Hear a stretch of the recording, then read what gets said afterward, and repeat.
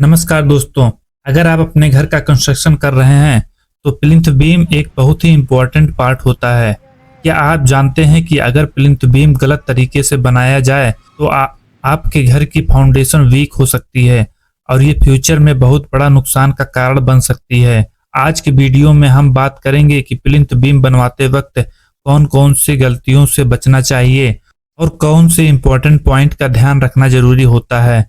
तो चलिए बिना देरी किए शुरू करते हैं। Minimum plinth beam size.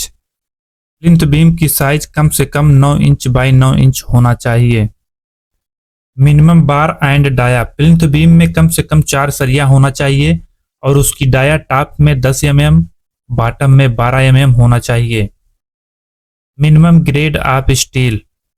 Plinth beam में कम से कम FE 500 ग्रेड का स्टील होना चाहिए। Minimum grade of concrete. Plinth beam में कंक्रीट का रेशियो कम से कम M20 1.53 का होना चाहिए। Stirrups minimum dia. Plinth beam में रिंग की साइज कम से कम 8 mm की होनी चाहिए।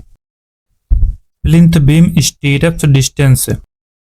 बीम में रिंग का डिस्टेंस औसतन 5 से 6 इंच होता है, लेकिन अगर आप मिडिल में 6 से 7 इंच और किनारों पर 5 से 6 इंच रखते हैं तो बेहतर होगा।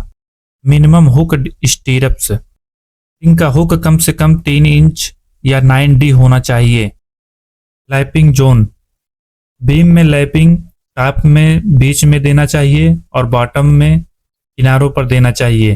टॉप में लैपिंग 24D और बॉटम में 45D रखना चाहिए। Lapping method. बीम में लैपिंग सभी की एक जगह पर नहीं देना चाहिए, अल्टरनेट देना चाहिए। Ring hook position. रिंग के हुक एक पोजीशन में नहीं होना चाहिए, अल्टरनेट देना चाहिए। Development length. बीम के एंड में बार अंदर की तरफ मुड़ा होना चाहिए। यह 40D से 50D के बीच होना चाहिए। Beam cover block. Plinth beam के चारों तरफ 25 mm का कवर ब्लॉक देना चाहिए। शटरिंग। प्लिंथ बीम की शटरिंग फ्रेश प्लाई से ही करवाना चाहिए जिससे फिनिशिंग अच्छा निकले। Plinth beam D shuttering. Plinth beam की नीचे चिनाई होने पर 24 से 48 घंटे और चिनाई नहीं होने पर 48 से 72 घंटे में डी शटरिंग किया जा सकता है।